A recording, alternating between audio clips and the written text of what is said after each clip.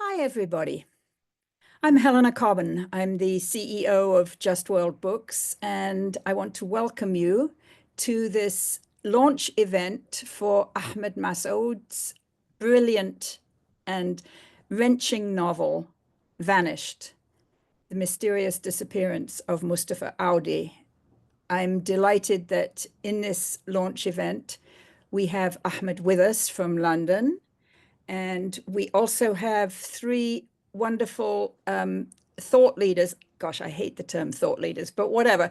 Um, Three great people from here in the United States who are going to talk with us and with Ahmed about this book and why it's so timely and hopefully get you to persuade you to buy it. So the three discussants today are Ali Abunimah, who is a well-known journalistic leader and the director of Electronic Intifada, and Zeina Azzam, who's a Palestinian-American poet. She has published two collections, Some Things Never Leave You and Baina Baina. And she is maybe right now best known for the reading that she gave at the United Nations last November of her really beautiful poem, Write My Name on My Leg, Mama, which just makes me cry whenever I think about it. And Dr. Omar Zahzah, who is the assistant professor of Arab, Muslim ethnicities, and diaspora studies in the Department of Race and Resistance Studies at San Francisco State University. Long may your department continue. I mean, really, thank you for everything you've done over the years, Omar, to really build intersectionality between Palestinian American culture and other cultures and ethnicities there at San Francisco State and elsewhere.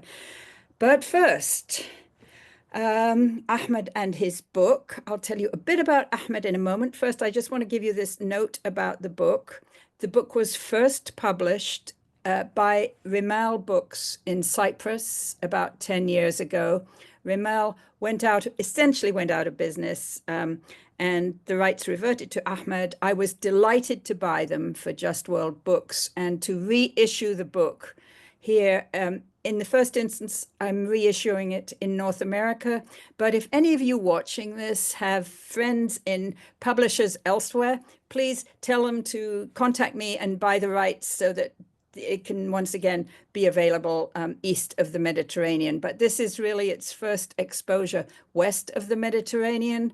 And it is a searing book. Ahmed is a Palestinian British writer, theater leader,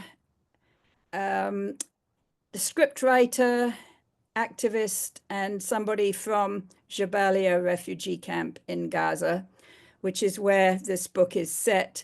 So Ahmed, welcome to this launch event. And I want to tell you, well, I want to tell you how moving I found the book. This is why I really wanted it to become available here.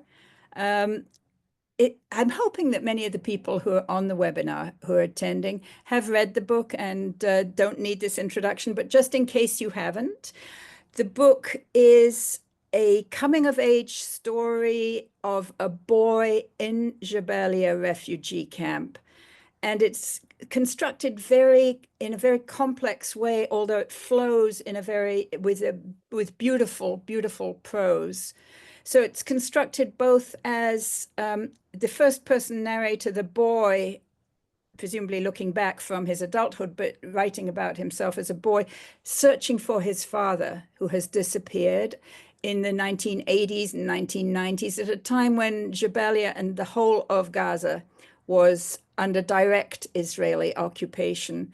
And then it's also framed by a kind of a third person account of the adult Ahmed writing to his son. So it's very much about fathers and sons and about living under Israeli military occupation.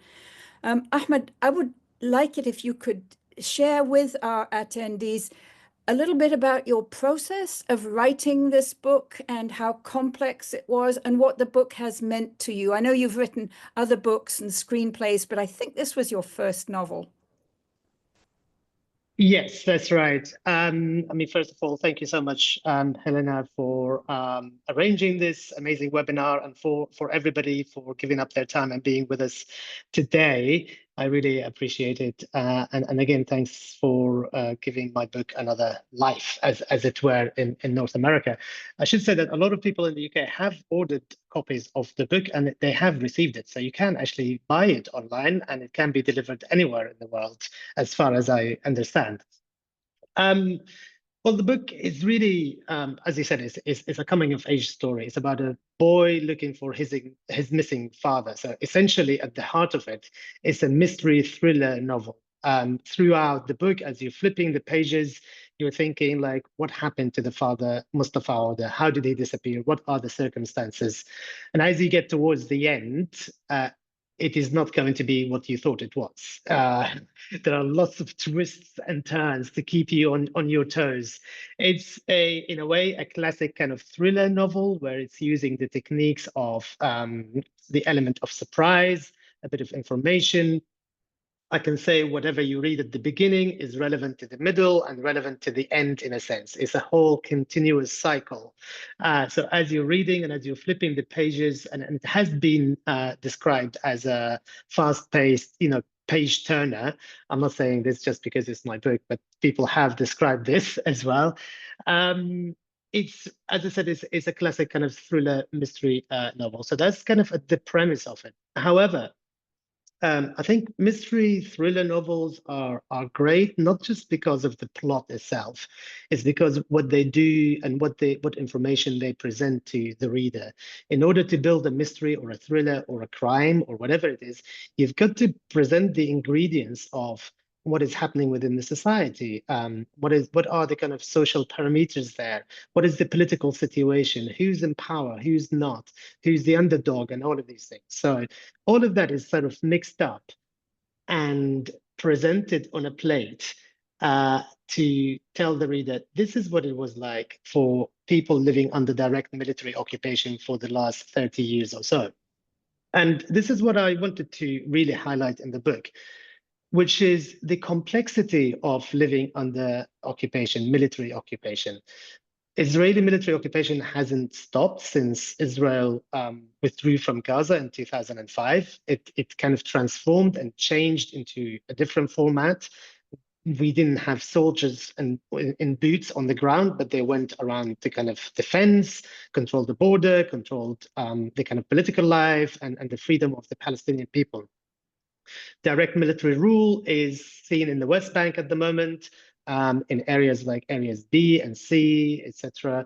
If you know the division in the West Bank and how the structure of the so-called Oslo Agreement is, where in areas B and C, Israel has more of a direct military rule. Military occupation interferes in everything in your life, every single aspect of it.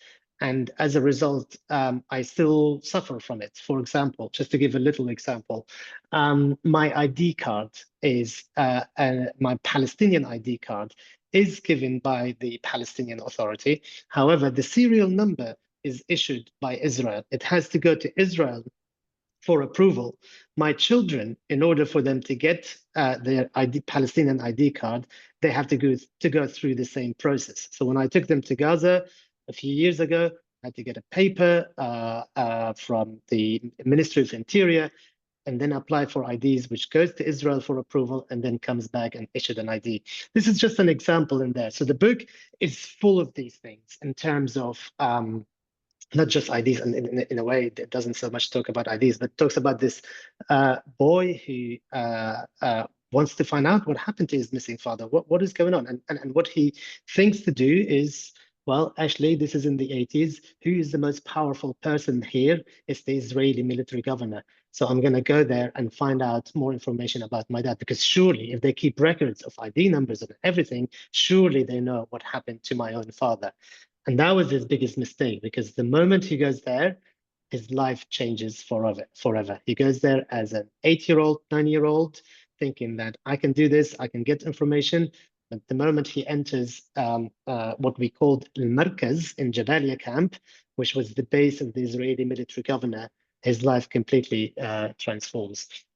And as the book develops and as Omar grows up, you see more observations about not just only the military role of the Israelis in Gaza, but also the life under occupation, how hard it is, the situation in Jabalia camp, all the way up to 2014, when his house is destroyed during the war in 2014, when so many people, so many Palestinians were killed by the Israeli war. Over 2,530 people were killed at the time. And you follow his journey throughout the 3 decades of Palestinian history in Gaza. So in a way, the book also is a good way of understanding where Gaza is now and how Gaza has got to this position. But aside from that, it is a mystery thriller novel. It's about relationship. It's about love. Omar grows up, falls in love, and he has his relationship with his mother, his uncle, with his best friend Ahmed, and all of these things. So the book is also about loyalty, friendship, and coming of age as well. That is a great introduction to the book. I think it's worth underlining for people who are not familiar. Well, everybody's familiar with. No, not everybody is familiar with what's been happening in Gaza recently. But Jabalia refugee camp itself has been absolutely demolished to the ground. It's located in the north of Gaza, and it's one of these places where the Israelis used demolition squads. So, in a sense, this book is an amazingly valuable record, even though life under direct Israeli military occupation was obviously harsh. And then, everything that swirled around as the PA forces came back and whatever. It's not an easy place to live, but it was an intact Palestinian society. And we don't have many pictures of, I don't think anybody else has ever located a novel in Jabalia refugee camp.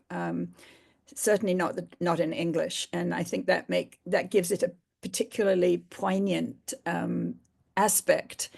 So thank you, Ahmed. I don't know if you'd like to just quickly read an excerpt, or if we'll move to the discussion with Ali. Yeah, I can read a quick excerpt. So just a quick one, which is from chapter 2, when he starts to tell the story to his son. So essentially, the book starts with chapter 1 with Omar writing a letter to his son.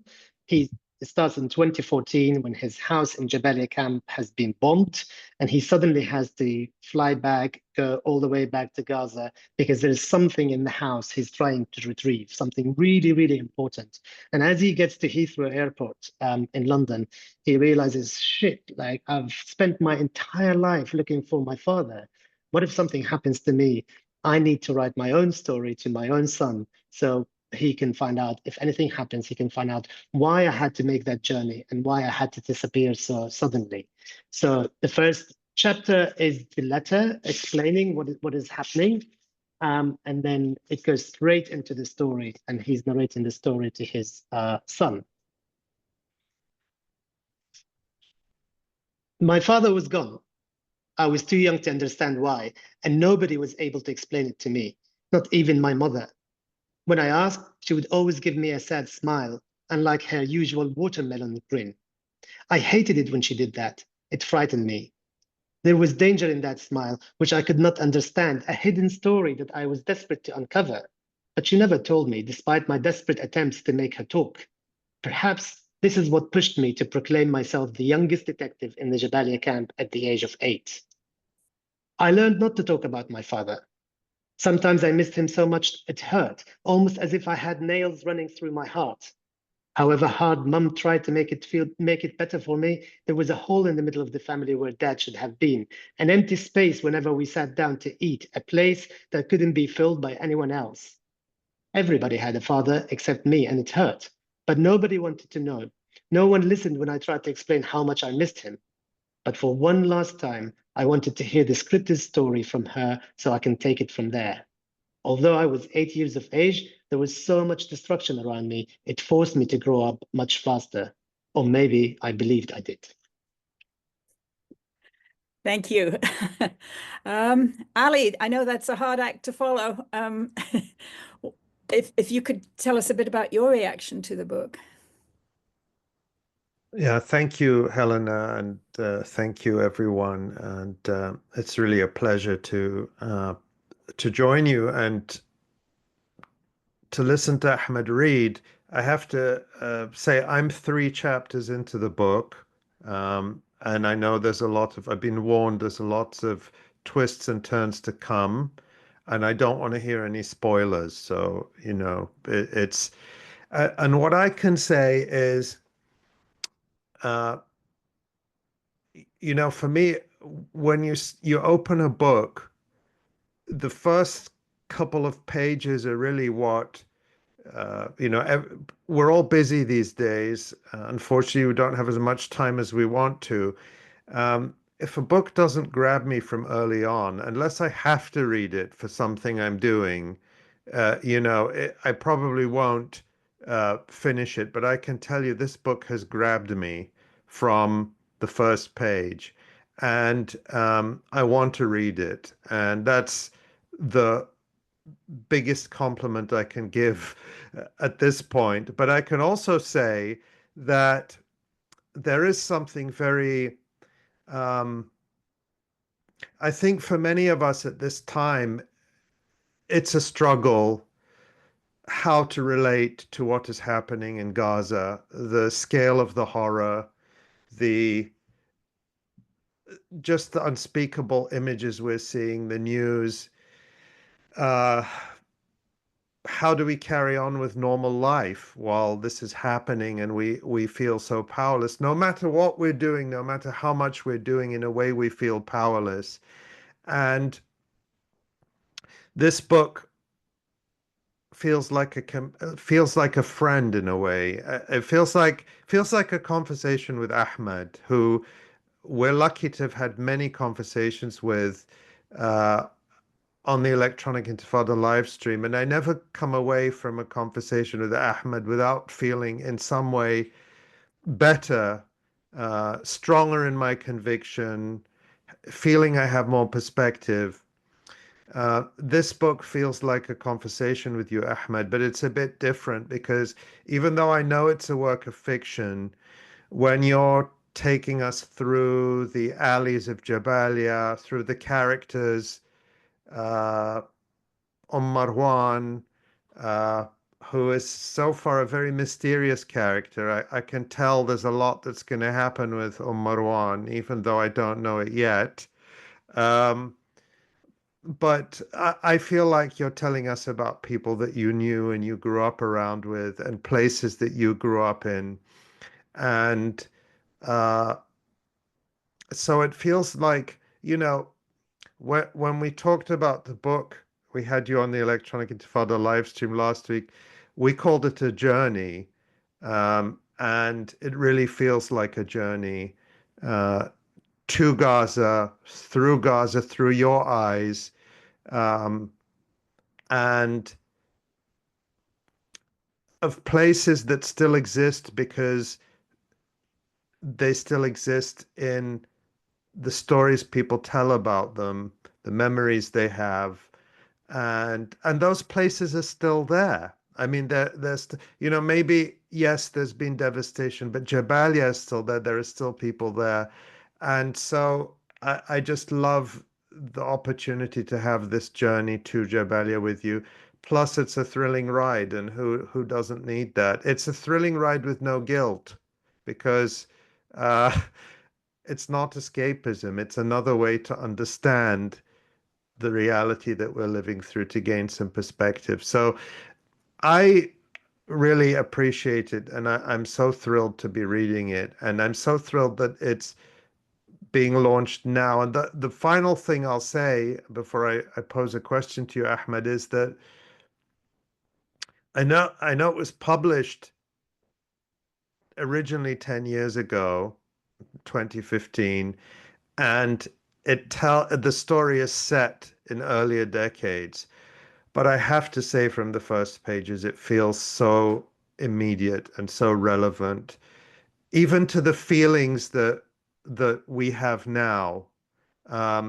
It's incredibly timely. And I guess my question to you, Ahmed, is I think the hardest thing is to write about things that are so uh, difficult, so painful, especially in a fictionalized form. And in a sense, you're drawing more on emotion, more on feeling than you are on if one is writing about what has happened. If you can focus on the facts, and then this happened, and then this happened. When you're entering the world of fiction, in a sense, it's a test for the reader, but it must be an even bigger test for the writer. So I would like to hear from you what it's like when you read it now, and would you have been able to write this book today as compared with 10 years ago? I want to understand what journey you've been on as a writer in this decade. That's a really good question, Ali. Thank you so much. Yes, incredibly painful journey to write a book in the middle of genocide. I am writing a third one at the moment, because I have another novel called Come What May, which was published later. I'm writing the third one now, and it's incredibly hard and painful. One of the most difficult things is that you're writing about things that have been completely destroyed, they've been erased from the map. You're writing about cafes, restaurants, and shops that no longer exist.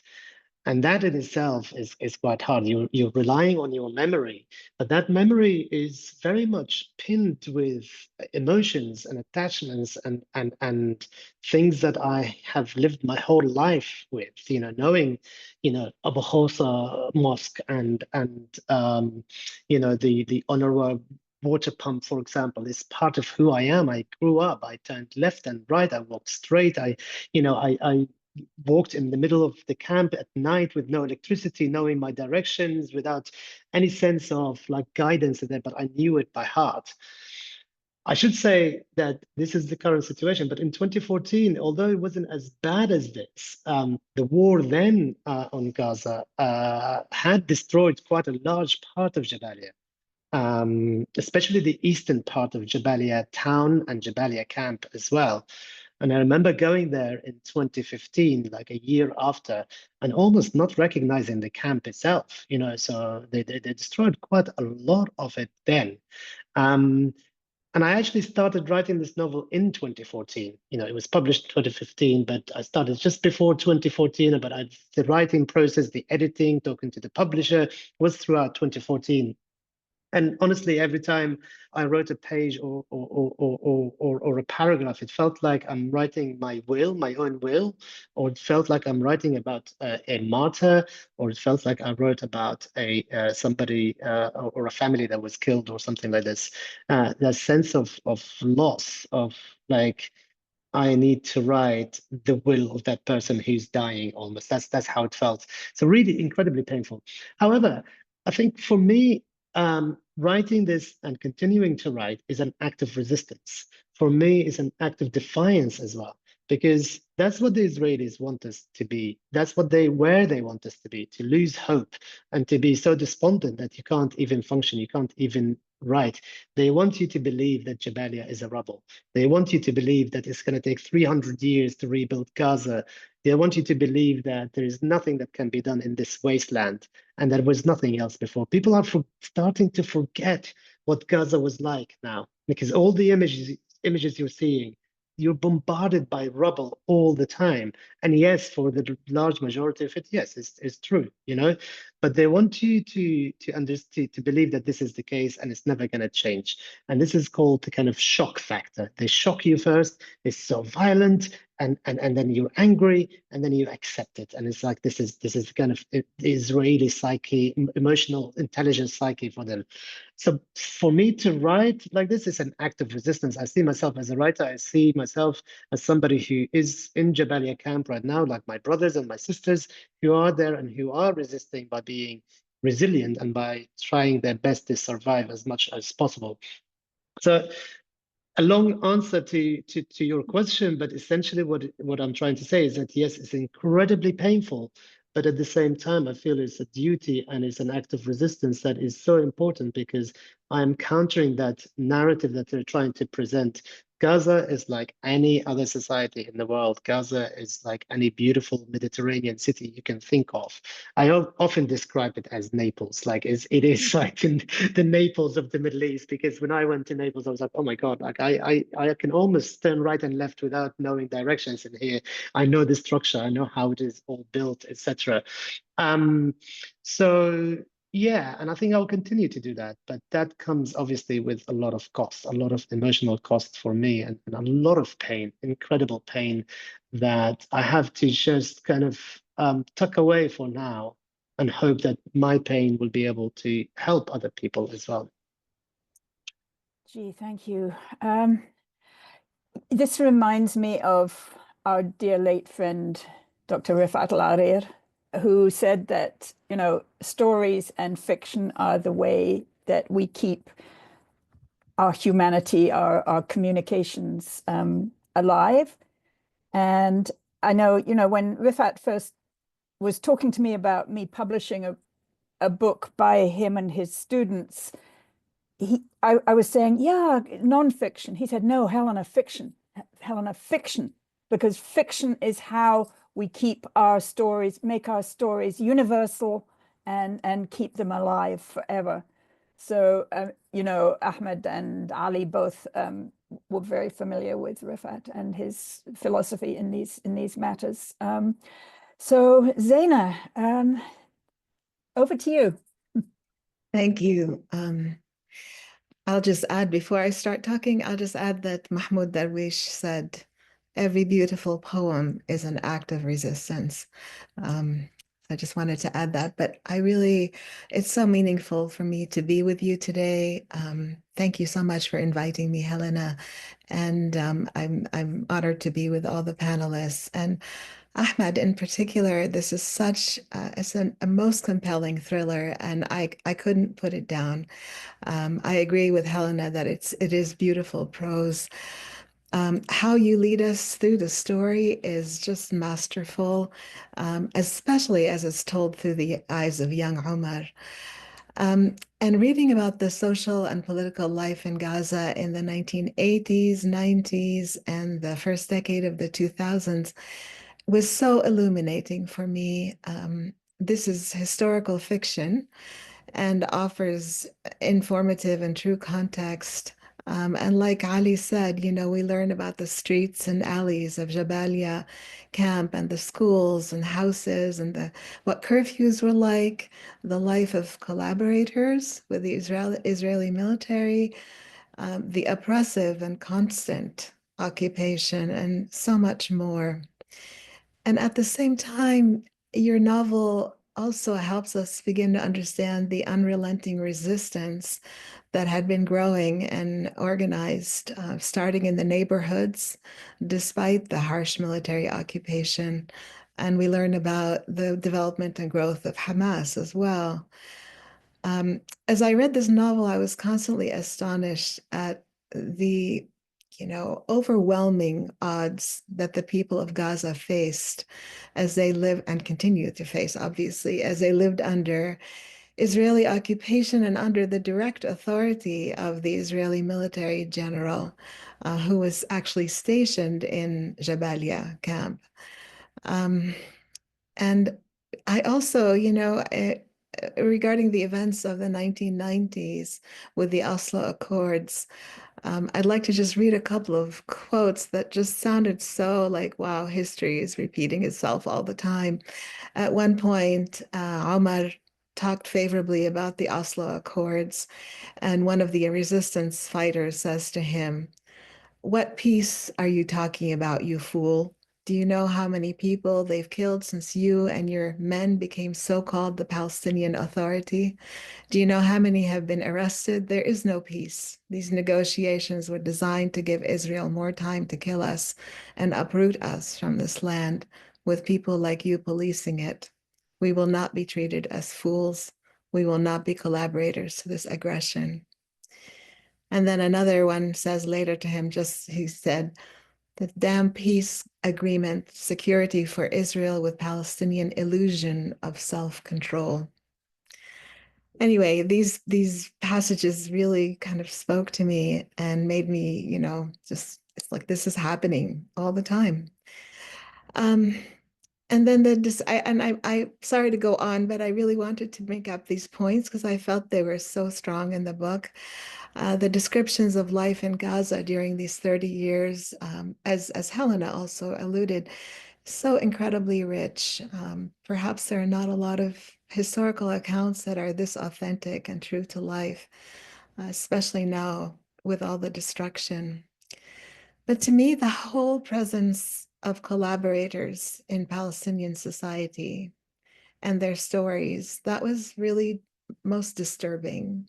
And that I'll say that I, as a reader, didn't fully develop sympathy with the personalities who were collaborators, but I did find myself alternating between, hating them and then also trying to understand their impossible dilemmas, So I wanted to ask you a question about that, and I actually have a second question, but let me ask that one about how you sort of developed the personalities of the collaborators and how you presented them in the context of Gaza, and their role in Israel's crushing of the resistance or its attempts to crush the resistance. Were you trying to shed light on this whole idea of collaboration and its, unfortunate and very dangerous effects on Palestinian society? I think the reader would also wonder how much of a force they were in Gaza during that time period. I'd love for you to talk a little bit more about that. And then I have a second question. Should I ask it now?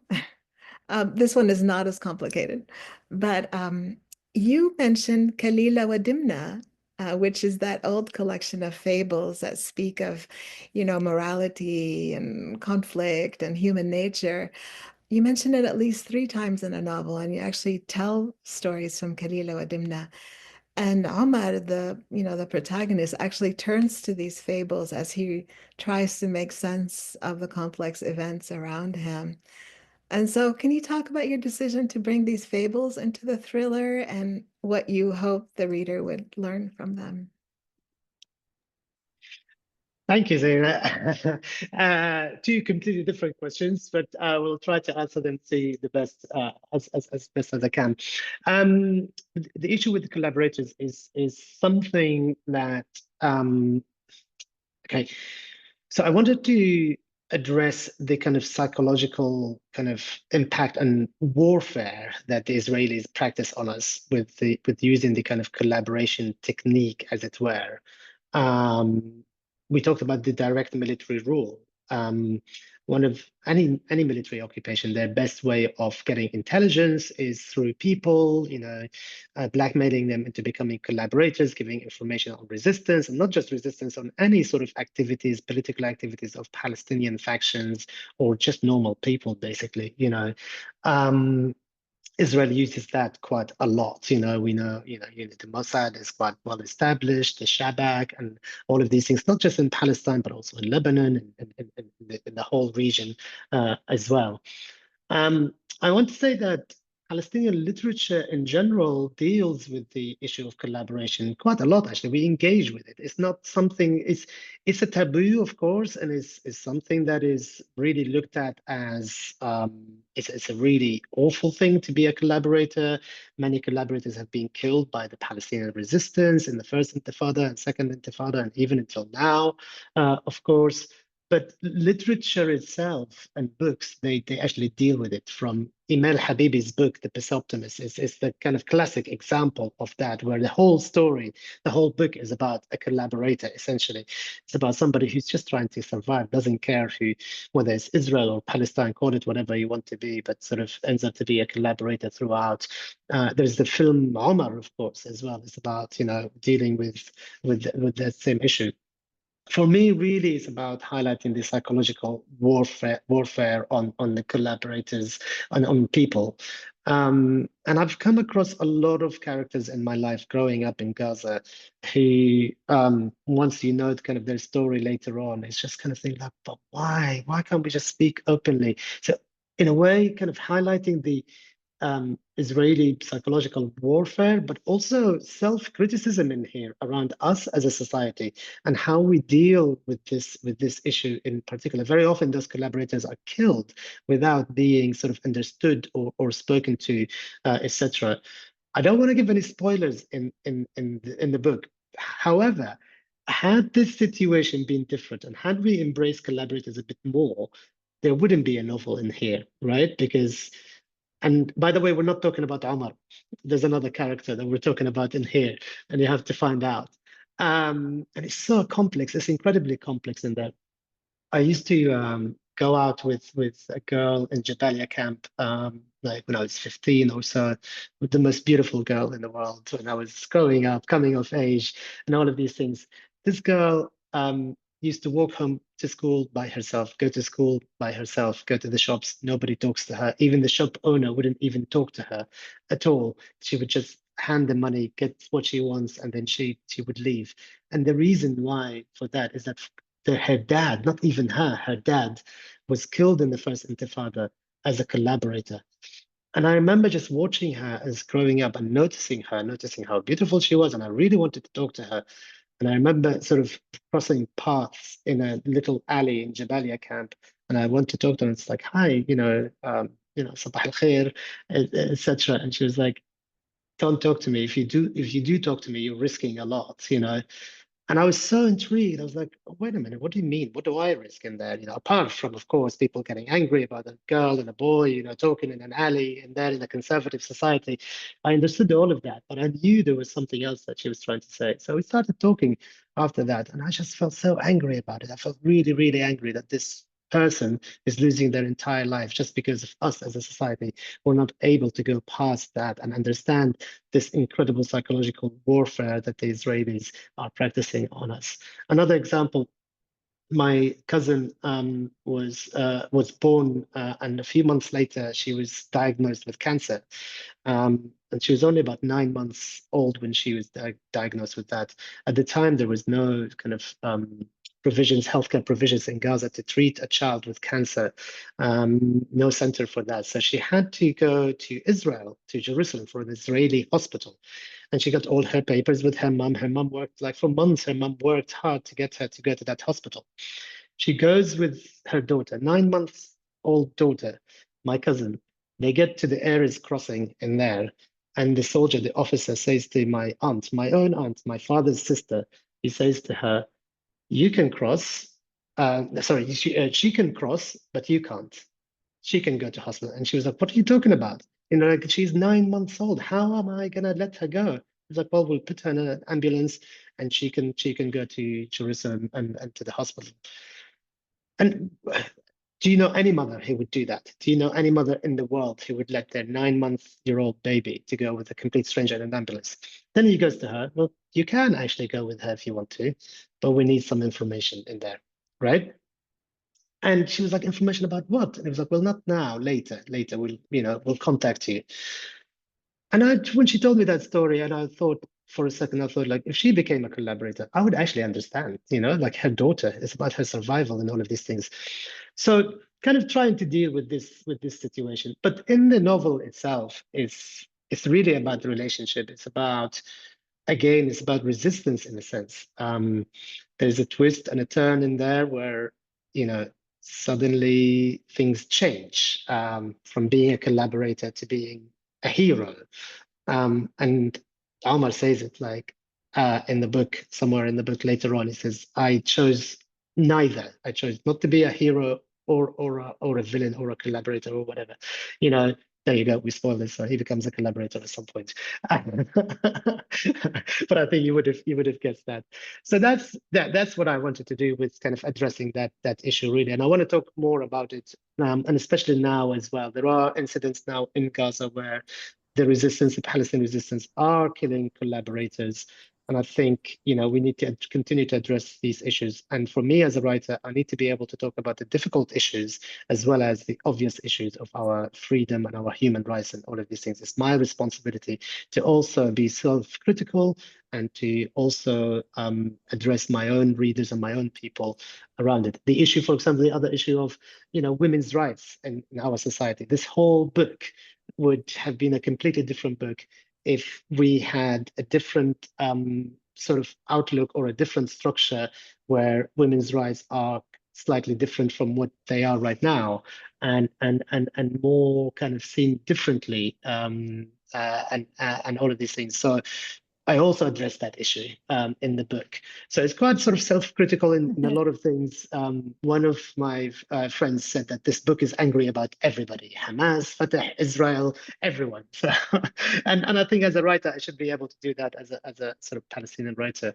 So Ahmed, I'm afraid we're going to have to move along a little bit, and maybe Okay. let's just leave the issue of Khalila or Dimna for another Okay. Yeah. another Okay. conversation. No problem. We should Yeah. come back and talk about it sometime. But I want to hand over to Omar at this point, Dr. Omar Zahzah, partly because I'm going to invite everybody who's attending this webinar to submit their questions now through the Q&A.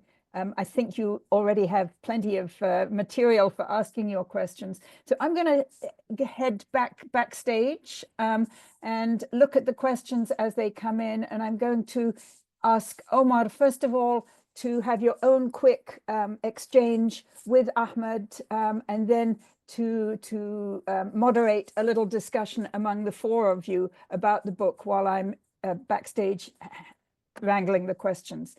So send your questions in person, people, and Omar, over to you. Sounds great. Thank you.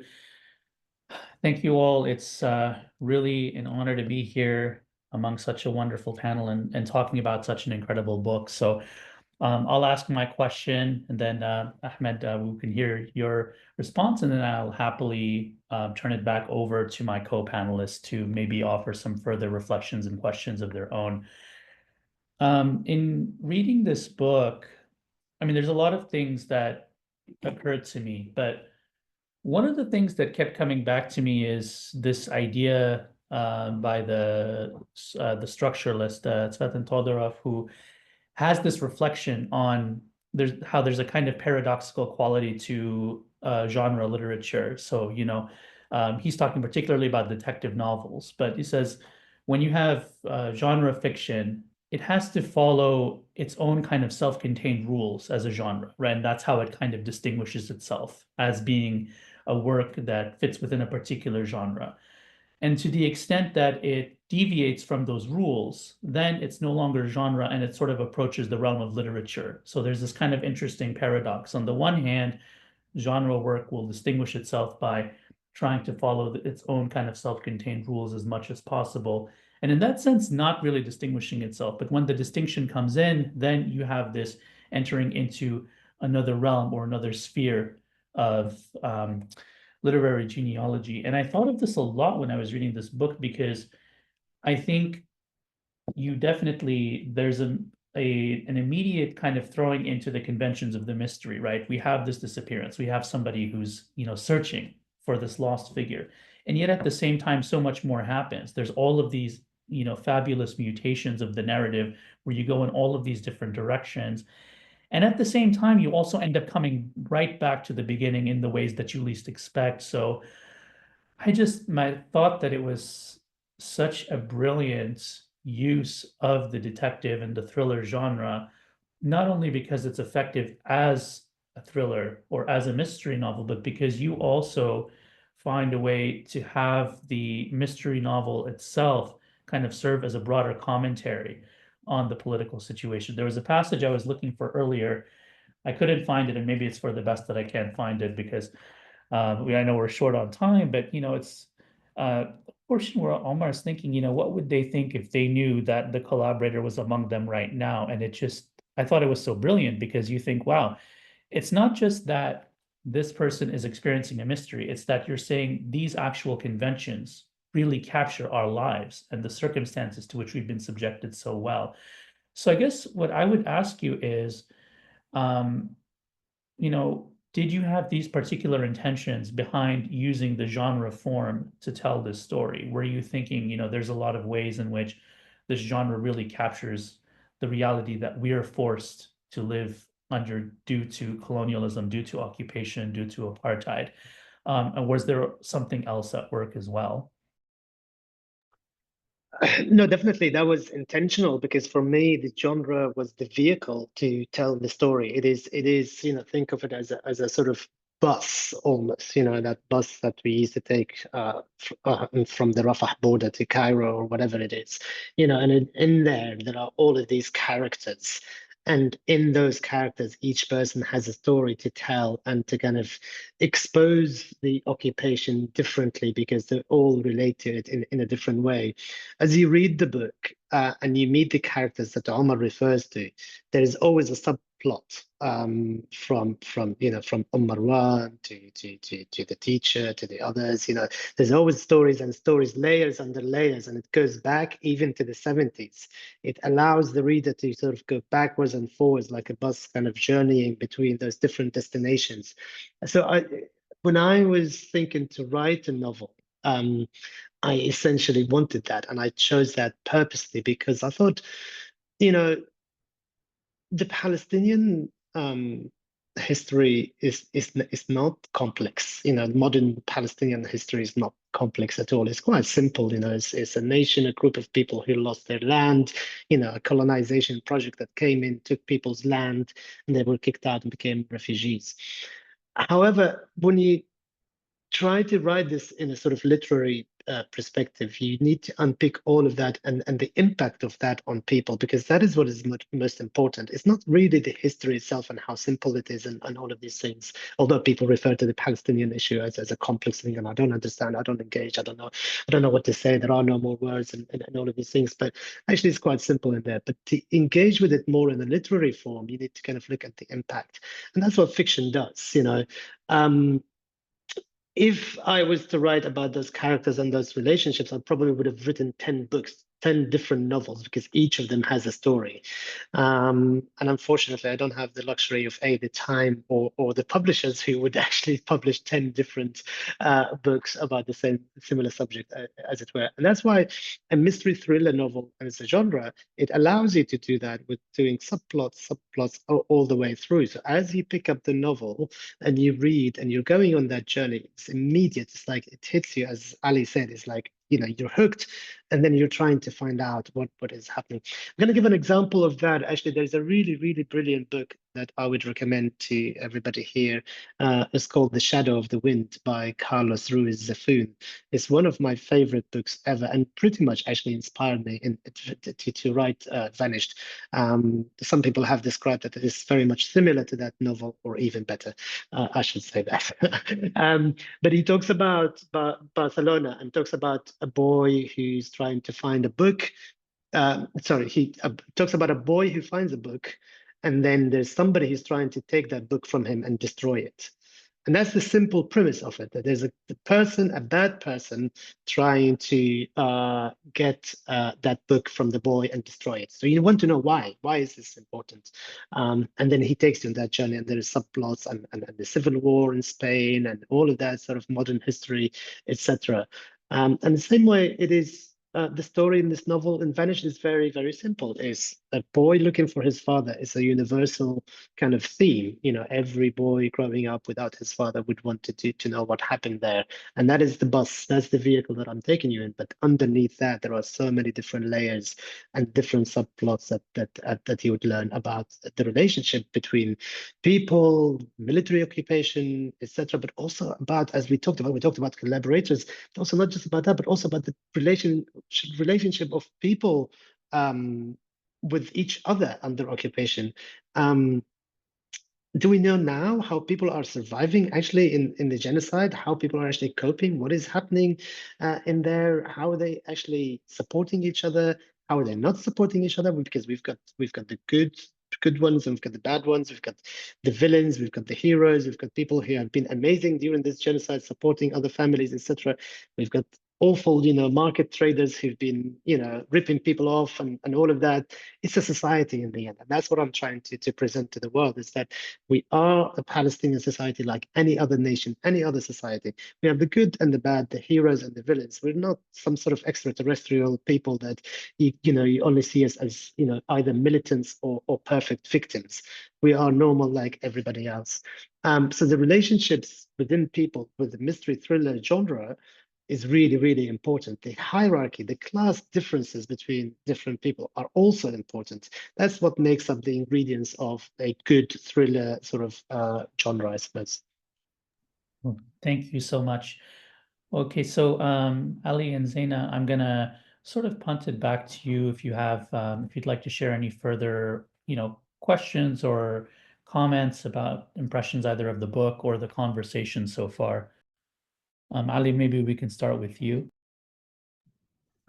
Well, this conversation just makes me want to get back to reading the book as soon as possible. And I think that,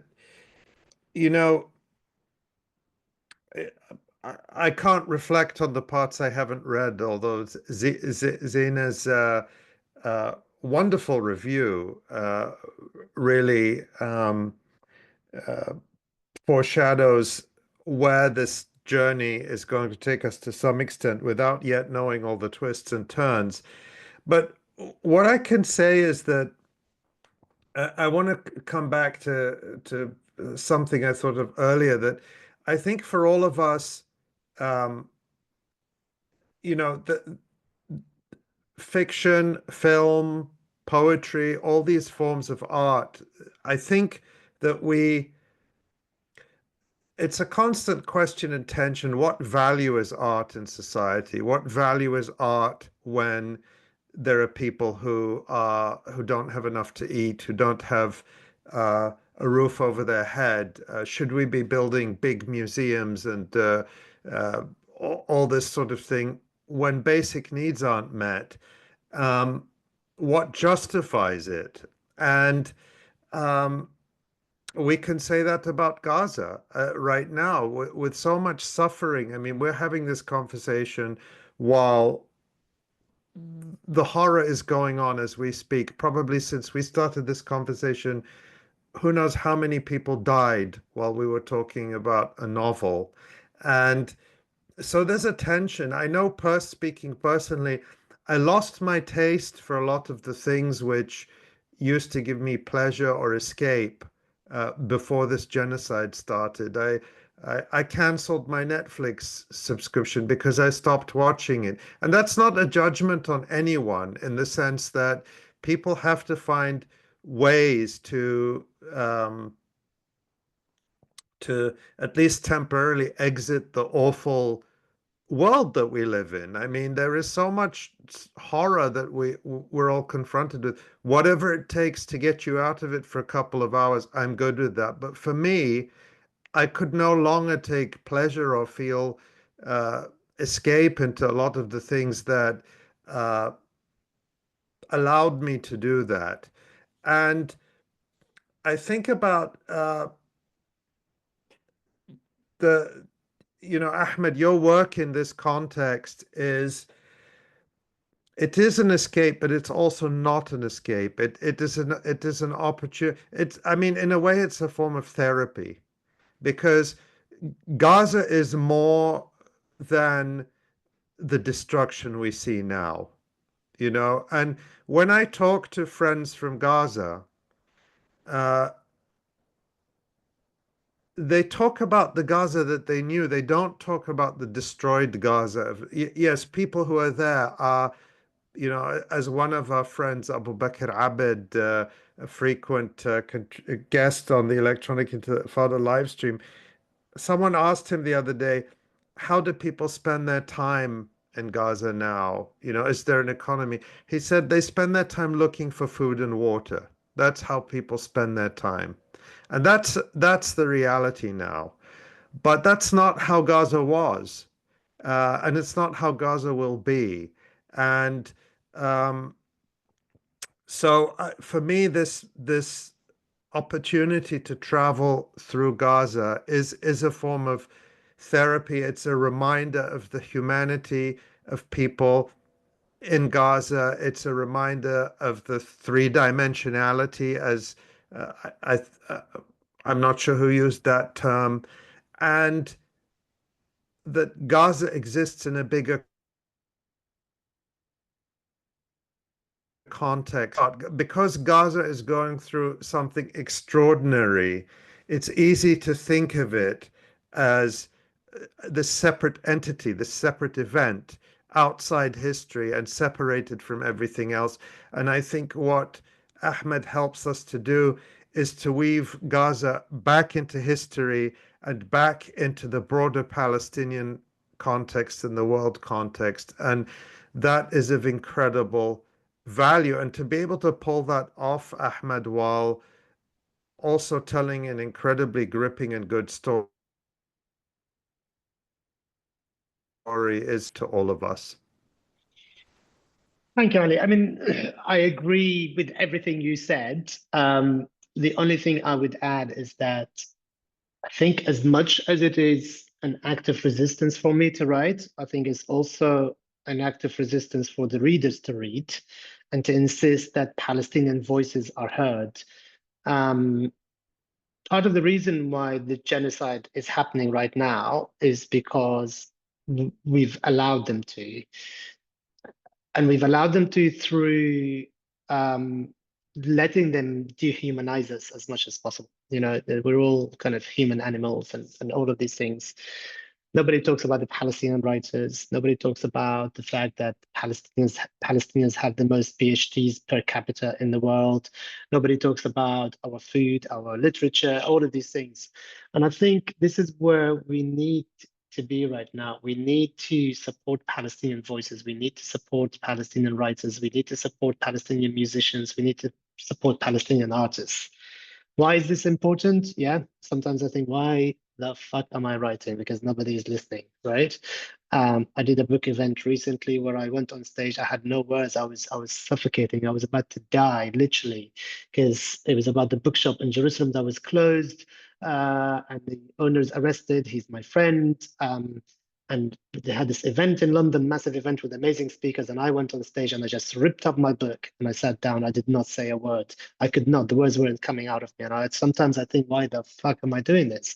You know, but always through this and through the difficulty of this genocide and the loneliness and the space and the dark space we are in, I often remind myself that I do this to record and to be a witness. And if I am not a witness, and if I can't say it, and if I can't present my story and talk about it and write it, then who will?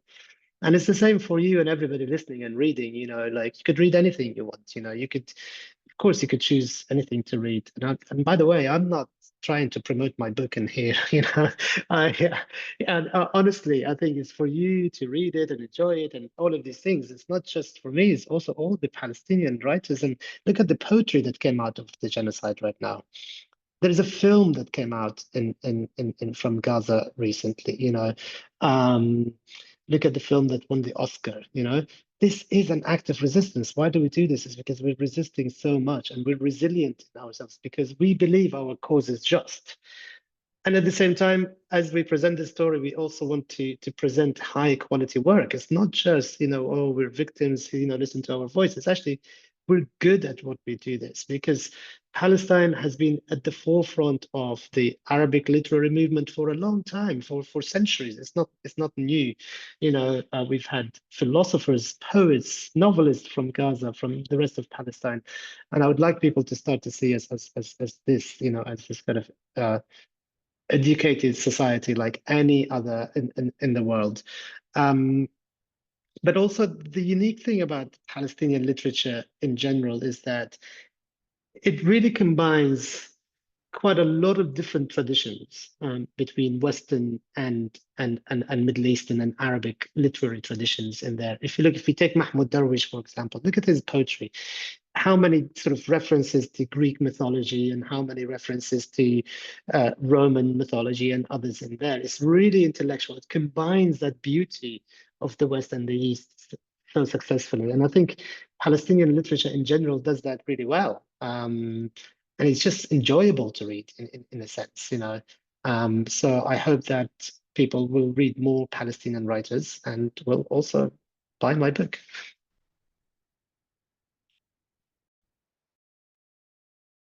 Well, I see Helena is back, but shall we, Zeina, why don't we go to you? And then after that, I'll pass the baton back to Helena. And if you want to reclaim your prerogative to ask the question you asked before, also feel free. I don't have a whole lot more to add, honestly, but I do know what you mean, Ali, about, you know, it's like we have these lenses, these glasses that are all about grief, and we're looking through them at the genocide, looking at Gaza and what's happening. And it feels, I have a poem where I say, you know, I feel guilty drinking a glass of water or having a meal, you know, it's just this guilt, I think, in a way. And you know, I'd like to think that this is that, you know, producing art and doing what Ahmed has done with his novel is you know, not only bringing the Palestinian voices, but also kind of echoing what you said, Ahmed. It's like reinforcing that there's such diversity in Palestinian society, that we are not all homogeneous, you know, we are not all this or that, right? And so what I think art does is takes away some of the flattening that the world has been doing to us. So I think I just wanted to make that point. And if you would like to answer my question about Kalila wa Dimna, I would love it. Yeah, I mean, Khalida Wadimna is, I mean, I'm fascinated by that collection of stories, of course. I don't know how much people know about it. It's Persian tales that were translated into Arabic back in the 7th century, I believe. And it's the first novel in the world that is told through animals' voices. So animals are the ones kind of talking and, you know, in the forest, and the lion and all of these things, and the hyena. It's all about morality and kind of aspiring to be towards kind of the virtuous society, I suppose, and what that means in there. Highly recommended for people to read. People just know about Arabic and sort of Middle Eastern literature through the 1001 Night, which is very Orientalist in my opinion, or has been Orientalicized, if that's even a word. Whereas Kalila and Dimna are more kind of like really part of the inherent culture. We have sayings and proverbs that have come out of those stories and of those books. But the use of those books in the novel or those stories is to do two things. One is to highlight Omar's innocence. In the end, he's a child growing up. You know, he's referring to stories as his sort of moral compass, as if that's how he's going to be guided, and he should do what is in the story, or he should avoid what is in the story. Because as children, we all kind of grow up like this with stories of, I don't know, the you know, superheroes or whatever. The other sort of reason why they're included, they're very much a way sort of like a mechanism for him to cope with what's happening as a child and all the trauma that he's going through. They become his companion. He finds a copy when he's in hiding, and he sort of reads it, and there is a specific story that in his head is related to what he's going through, but is it really? And that is kind of, you know, in a previous draft of the novel, he starts to speak like them, and he sort of like goes deep and imagines them a lot more, and starts to talk like the animals and all of these things. But then on paper and with the editors, it was just sort of felt a bit like he was going a bit mental in a sense, and he's losing his mental health in there. So it didn't quite sort of fit. But partly I wish I'd kept that. Well, I mean, I still have it in a sense, but it was that sort of lonely place when you are in a lonely place in hiding, or even within your own thoughts? How do you make sense of this awful world around you? You have to find some sort of coping mechanism. It's like a prisoner drawing a window on the wall and believing that it is real and believing that they can see outside of that. In the end, it is a wall and it is a drawing, but it helps a lot for the coping mechanism. So that's why. And I think they're amazing stories. I think there is so much there for people to read and get to know, about them. So in the novel, you just see 3 stories, as you said. But then, yeah, it's an invitation for people to buy the book and also read the full version of it. So yeah, we also had somebody in the Q&A who wanted to hear about Khalila or Dimna, and so I'm glad that came back. I think from my perspective, it was important that he valued these stories because his mother read them to him. I mean, for me as somebody who's been a mother and a grandmother, I'm always appreciate it when people love their mothers and love what their mothers do with them. But I'm not going to give away too much about the book because so I think we should probably move toward wrapping this up because we all have other things but this has been so valuable and so rich, and I'm hoping to do a number of additional webinars with Ahmed over the coming weeks. And then we're going to have the opportunity, he's coming to the United States in the fall. So, if any of you who are watching this are connected with institutions that would like to host a live Ahmed Masoud event, contact me, Helena at justworldbooks.com, because I think, just from this conversation and from conversations I've had with Ahmed before, okay, I see a question here. Canada. Okay, we'll think about Canada too. And we've also had a question about whether there's going to be a recording of this talk. Yes, there will be. And we've had some other really good questions. One thing I wanted to just throw in there is, sorry, I'm just trying to pull together a few things that need pulling together. You mentioned this book by Carlos Ruiz that I want to really go and read after your recommendation, Ahmed. One I would recommend to you, or two actually, are the books by Viet Thanh Nguyen, who's a Vietnamese American, because his books, The Sympathizer and The Committed, deal very centrally with this issue of the moral complexity of somebody who may or may not be an informer, or with this side or with that side, and just the impossible situation that being Vietnamese in South Vietnam under US military occupation, how that put so much pressure on everybody who was trying to get along in that society. So I think well, obviously the parallels are extremely, extremely strong.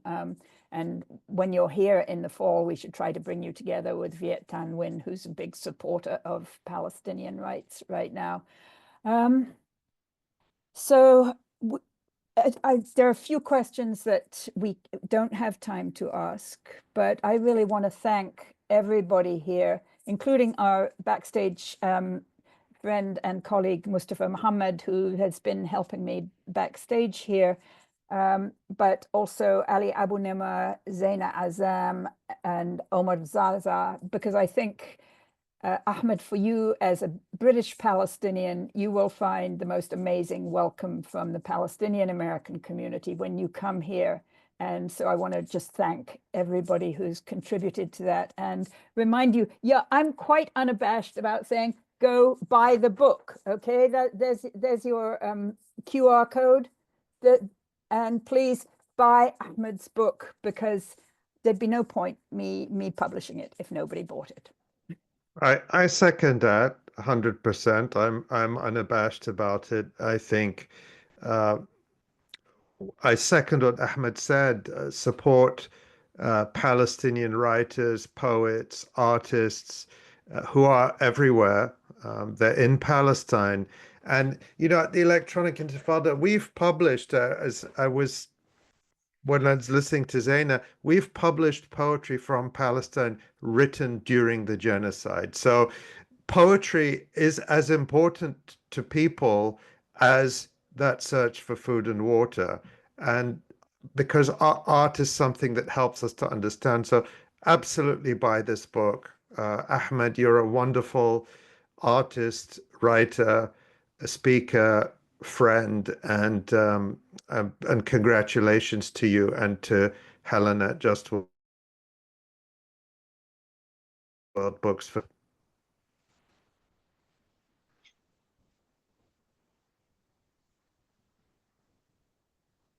Helena, I think you're muted and Oh, sorry, giving the last word to Ahmed. No, I mean, nothing really to add apart from the fact that we will continue to write, we will continue to resist. If you think Gaza will be gone forever, I think you're mistaken. We're going nowhere. We're gonna write, we're gonna celebrate at some point, we're gonna mourn, we're gonna be sad and angry and happy, and there will be a future. I also write about the future. My play is coming up in May in London. It's about Gaza winning the Olympics in 2048. There will be a future and we will make it and we will write it from now. Thank you for attending and thank you for giving me this opportunity.